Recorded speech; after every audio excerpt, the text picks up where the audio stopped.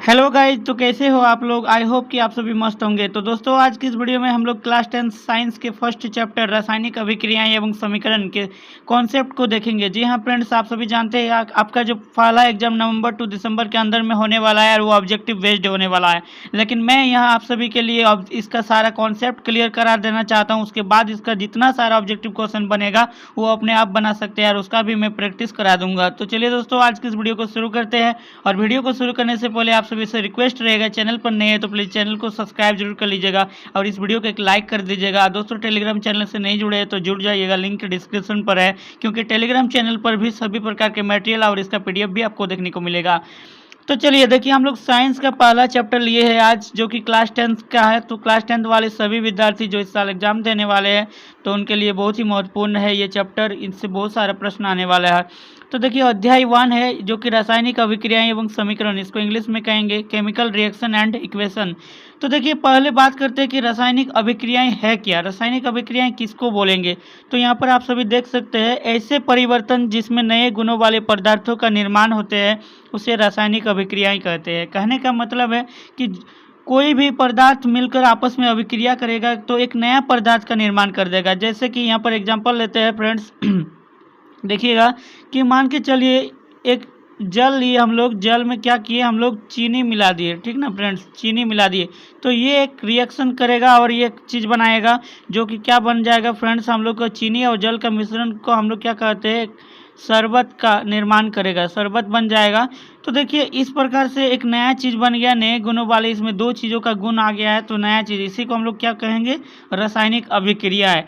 तो अब देखिए ऐसे, अब इसी में देखिए कॉन्सेप्ट की, ऐसे पदार्थ जो किसी रासायनिक अभिक्रिया में हिस्सा लेते हैं उन्हें अभिकारक कहते हैं। जी हाँ फ्रेंड्स, यानी कि जैसे कि जल प्लस नमक या जल प्लस चीनी जो ले सकते हैं आप। तो इधर यहाँ पर जो नमकीन पानी बनेगा ना, नमकीन पानी एक नया चीज़ बन जाएगा, नमकीन जल हो जाएगा, ये जल और नमक का मिश्रण बन के।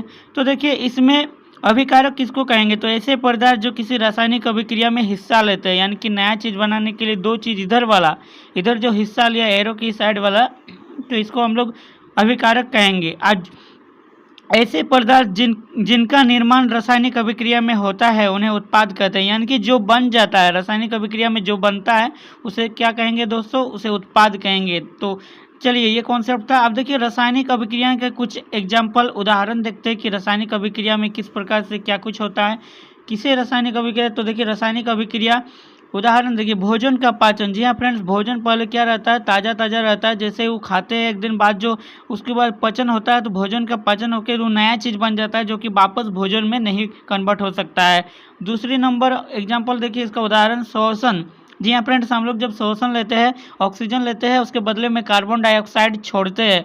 अब देखिए, तीसरा लोहे पर जंग लगना। एक ताज़ा लोहा रहता है, उस पर जंग लग जाता है तो उसका रंग, उसका अवस्था चेंज हो जाता है। तो इस प्रकार से आप इसे समझ सकते हैं। मैग्नीशियम फीते का जलना। मैग्नीशियम फीते भी रासायनिक अभिक्रिया, वायु के साथ अभिक्रिया करके वो जल जाता है। दही का बनना। जी हाँ फ्रेंड्स, दूध फटकर दही बन जाता है, ये तो आप लोग जानते ही, दही का बनना ये इसका रासायनिक अभिक्रिया का ही उदाहरण है। तो यानी कि अगर सीधे शब्दों में कहा जाए कि रासायनिक अभिक्रिया एक ऐसी अभिक्रिया है जिसमें नए गुण वाले पदार्थ का निर्माण तो होता है, परंतु वो पदार्थ वापस कन्वर्ट होकर उस पदार्थ में नहीं आ सकता है। यानी कि एक बार अगर वो चेंज हो गया है तो वापस दोबारा कभी वो नहीं आएगा उसका जो प्रारंभिक पदार्थ के रूप में, यानी कि जो जिस रूप में था। तो चलिए, अब नेक्स्ट हम लोग देखते हैं फ्रेंड्स, रासायनिक अभिक्रियाएं की प्रेक्षण, यानी कि रासायनिक अभिक्रियाएं के गुण क्या होते हैं। अगर किसी चीज़ में रासायनिक अभिक्रिया हो गया तो हम लोग कैसे जानेंगे कि वो चीज़ में रासायनिक अभिक्रिया हुआ है कि नहीं। देखिए, एक नंबर अवस्था में परिवर्तन। जी हाँ फ्रेंड्स, उसका जो अवस्था रहेगा उसमें चेंज हो जाएगा, देखने में चेंज। रंग में परिवर्तन, रंग भी चेंज हो जाएगा, जैसा कि उदाहरण दिए आप सभी जानते हैं। देखिए, तापमान में परिवर्तन, अगर उसका कुछ टेम्परेचर था तो उसका भी या तो कम हो जाएगा या तो ज़्यादा हो जाएगा। गैस का उत्सर्जन, उसमें से गैस भी निकल सकता है, हाइड्रोजन, हीलियम, कुछ भी निकल सकता है।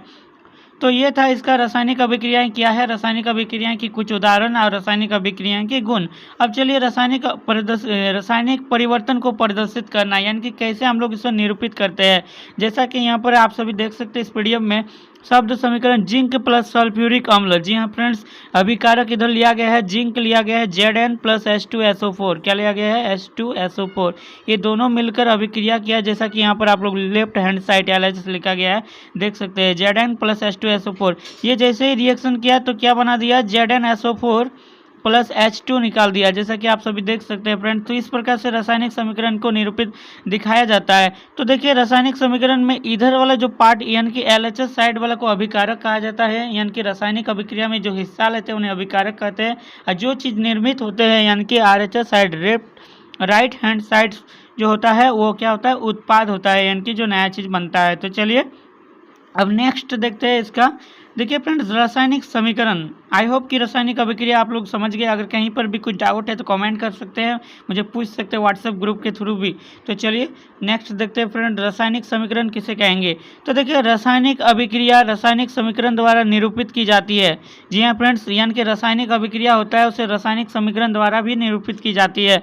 रासायनिक समीकरण में तत्वों के प्रतीक या अभिकारक और उत्पादों के रासायनिक सूत्र उनकी भौतिक अवस्था के साथ लिखे जाते हैं। जैसा कि आप लोग जानते हैं, जैसे हम लोग हिंदी में लिखेंगे तो जल लिखेंगे ना, लेकिन जल को ही H2O बोला जाता है।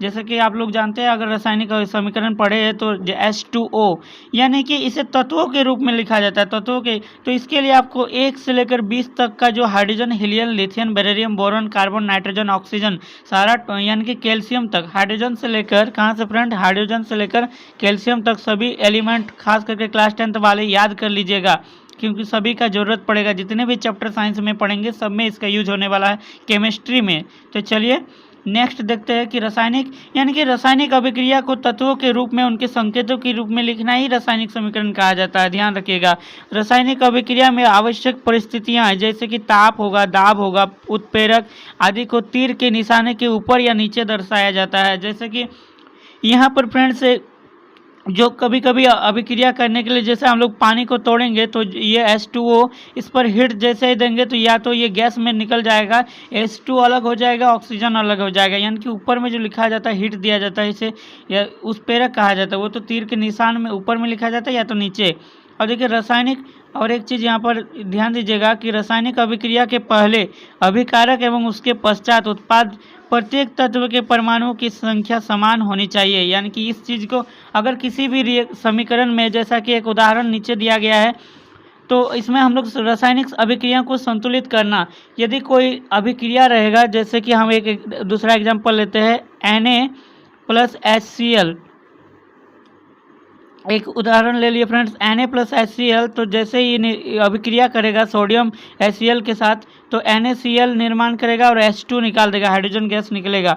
तो देखिए दोनों तरफ देखिए LHS साइड, इधर ये वाला LHS साइड है फ्रेंड्स, और ये वाला क्या है? RHS side. फ्रेंड्स वीडियो थोड़ा लंबा होगा लेकिन आप सभी का पूरा क्लियर कर देंगे, कहीं पर भी कुछ भी डाउट नहीं रहने देंगे, इसलिए वीडियो को अंत तक जरूर देखिएगा।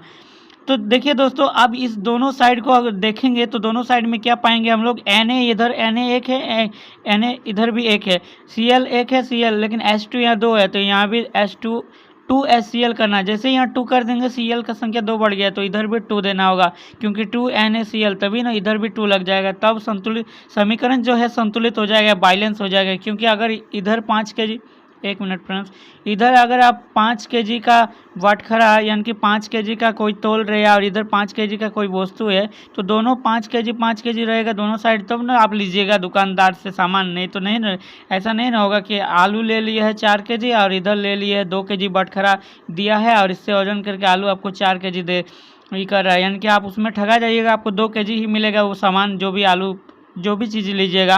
तो इसी प्रकार से रासायनिक समीकरण को भी संतुलित किया जाता है, नहीं तो वो कंकाली समीकरण होता है। तो चलिए अब देखिए रासायनिक समीकरण को संतुलित करना, इसे तो हम आपको बोर्ड में अच्छी तरह से बहुत सारे एग्जांपल देके सिखाएंगे, लेकिन फिर भी यहाँ पर बताना चाहेंगे, जो कि PDF में दिया हुआ है, तो आप लोग पढ़िएगा। तो इसे इस PDF को डाउनलोड कर लीजिएगा और यहाँ पर आप सभी इसको लिख लीजिएगा कॉपी में, इसको समझा देते हैं। देखिए रासायनिक समीकरण को कैसे संतुलित किया जाता है। फर्स्ट ऑफ ऑल चरण 1 यानी कि स्टेप 1 है, रासायनिक समीकरण लिखकर प्रत्येक सूत्र के चारों ओर बॉक्स बना लीजिए। जी हाँ फ्रेंड्स, जैसे कि ये एक रासायनिक समीकरण, यहाँ पर एक उदाहरण दिया गया है, Fe प्लस मतलब आयरन प्लस जल H2O equal to Fe2O3 plus H2 निर्माण कर। क्या आप सभी ध्यान दीजिएगा, क्या देखने पर ये दोनों वायलेंस है, समान है? नहीं है फ्रेंड्स। क्यों?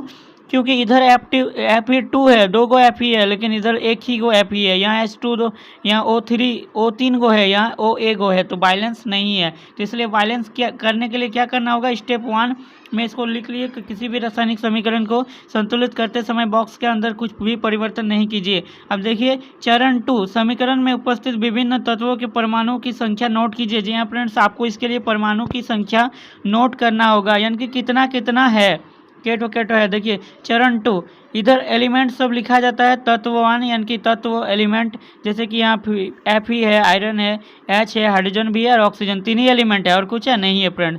तो तीनों एलिमेंट को लिख लिए। अब अभिकारकों की परमाणुओं की संख्या, यानी कि LHS में किधर कितना है, देखिए Fe LHS साइड कितना, एक ही तो है ना, तो इसीलिए एक लिखा गया है, ठीक।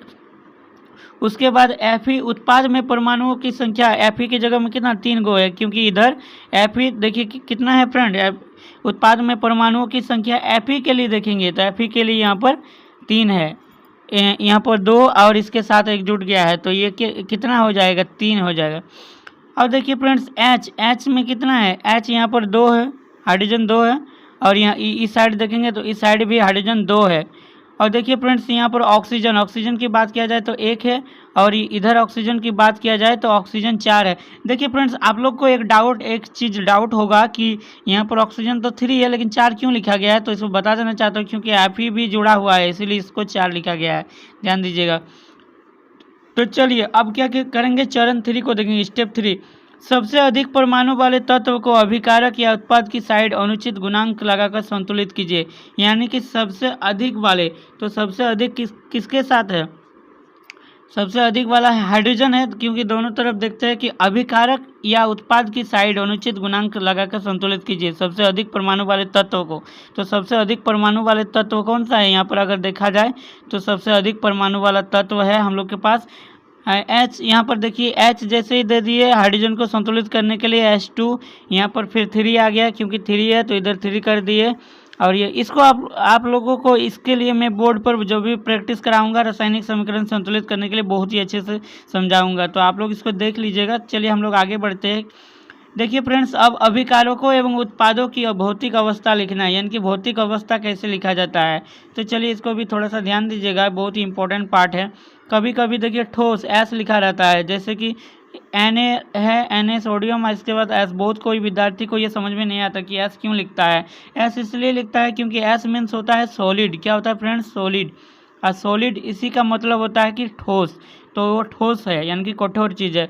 द्रव के लिए देखिए L लिखा जाता है, क्योंकि LIQUID होता है लिक्विड मीन्स होता है द्रव, इसीलिए L लिखा जाता है। गैसीय अवस्था के लिए G लिखा जाता है, G मीन्स गैस, ये तो आप लोग जानते ही। हाइड्रोजन जैसे है G लिखा जाएगा। जल विलयन, अगर कोई चीज़ विलयन रहेगा तो एक्वास लिखा जाएगा AQ, यानी कि वो जल के साथ घुला हुआ चीज़ है। जैसा कि आप लोग एक समीकरण यहाँ पर देख सकते हैं, जल विलयन एक्वा, यहाँ पर देखिए 3FeS, इसके साथ संतुलित करने के लिए इसे इस तरह से लिखा जाता है। और देखिए ये गैस मिला हुआ है 4H2OG, Fe2O4 प्लस G, इस तरह से लिखा जाएगा। देखिए चरण 6, कुछ अवस्थाएं आवश्यक परिस्थिति जैसे ताप, दाब या उत्प्रेरक आदि को भी तीर के निशाने के ऊपर या नीचे लिखा जाएगा। ये था रासायनिक अभिक्रियाओं के समीकरण को संतुलित करना। तो चलिए अब हम लोग जानेंगे रासायनिक अभिक्रियाओं के प्रकार। जी हाँ फ्रेंड्स, इसे आप लोग समझिएगा क्योंकि ये बहुत ज़्यादा इंपॉर्टेंट है, बहुत ज़्यादा इसी से आएगा, और इस चैप्टर में पूरा इस वीडियो में ही पूरे चैप्टर को फिनिश कर देंगे। तो वीडियो थोड़ा लंबा हो रहा है तो ध्यान से देखिएगा अंत तक। रासायनिक अभिक्रियाओं के प्रकार, तो फर्स्ट देखिए संयोजन अभिक्रिया। संयोजन अभिक्रिया का बहुत सारा उदाहरण ऑब्जेक्टिव में पूछेगा, तो संयोजन अभिक्रिया कहेंगे किसे, इस अभिक्रिया में 2 या 2 से अधिक अभिकारक मिलकर एकल उत्पाद बनाते हैं, यानी कि इधर 2 रहेगा, लेफ्ट साइड 2, लेकिन राइट साइड सिर्फ 1 ही रहेगा। ऐसे अभिक्रिया को संयोजन का मतलब होता है आपस में जुड़ जाएगा। जैसा कि आप सभी देख सकते हैं कि उदाहरण दिया गया है, A+B मिलकर एक C बना दिया, एक नया चीज़ बना दिया, C में कन्वर्ट हो गया, तो एक ही बना ना ये साइड, तो इसीलिए इसको संयोजन अभिक्रिया कहेंगे। इसे आप लोग ध्यान रखिएगा। इसका उदाहरण की बात किया जाए तो उदाहरण देखिए कोयले का दहन, जब कोयला जलता है कार्बन और ऑक्सीजन के साथ तो कार्बन डाइऑक्साइड निर्माण करते हैं। जल का निर्माण, हाइड्रोजन और ऑक्सीजन मिलकर जल बनाते हैं, H2O का निर्माण करते हैं, इसमें भी एक ही चीज़ बनता है। तो इसका अगर उदाहरण भी लिखने आएगा, उदाहरण का भी, तो इस तरह से आप लोग समझ सकते हैं। मतलब 2 चीज़ इधर रहेगा और इधर एक चीज़ निकलेगा, वही होगा संयोजन अभिक्रिया का उदाहरण। अब चलिए ऊष्माक्षेपी अभिक्रिया क्या है। ध्यान दीजिएगा, जिन अभिक्रियाओं में उत्पाद के निर्माण के साथ साथ ऊष्मा का भी उत्सर्जन होता है, यानी कि ऊष्मा हीट भी निकलेगा। अभिक्रिया तो होगा लेकिन साथ साथ में हीट भी आएगा, जैसा कि प्राकृतिक गैस का दहन। प्राकृतिक गैस जब भी जलेगा कोई नेचुरल गैस तो वो CH4, पहले मीथेन था, मीथेन ऑक्सीजन के साथ अभिक्रिया करेगा, हवा पाएगा ना फ्रेंड्स, तो उसमें CO2 का निर्माण करेगा और H2O निकाल देगा, प्लस साथ ही में ऊष्मा हीट भी तो देगा। जब हम लोग गैस जलाते हैं घर में तो वो भी नेचुरल गैस है, तो जिसके कारण से वो क्या होता है, हीट भी निकलता है, तभी ना खाना पकता है। तो चलिए नेक्स्ट उदाहरण, श्वसन एक ऊष्माक्षेपी अभिक्रिया है। श्वसन जो हम लोग सांस लेते हैं फ्रेंड्स, वो भी एक ऊष्माक्षेपी अभिक्रिया है। C6H12O6, देखिए ग्लूकोज ये अभिक्रिया करेगा किसके, ऑक्सीजन के साथ, तो कार्बन डाइऑक्साइड निकलता है, जल निकलता है और साथ ही में उत्सर्जन ऊष्मा का भी होता है। तो इस प्रकार से इसे ध्यान रखिएगा। वियोजन अभिक्रिया क्या है, ये भी थर्ड नंबर, दोनों में बहुत ही इंपॉर्टेंट। वियोजन अभिक्रिया, इस अभिक्रिया में एकल अभिकारक टूटकर दो या उससे अधिक उत्पाद बनते हैं। जी हाँ फ्रेंड्स, इसमें वियोजन का मतलब होता है कि टूट जाना, याद रखिएगा। संयोजन मतलब दो या दो से अधिक मिलकर वो एक ही बनाएगा, लेकिन इसमें एक टूट कर दो या दो से अधिक उत्पाद बना देंगे। जैसा कि यहाँ पर उदाहरण दिया गया कि पहले ए था, ए दो चीज़ में टूट गया, B+C, तो वियोजन अभिक्रिया हो गया।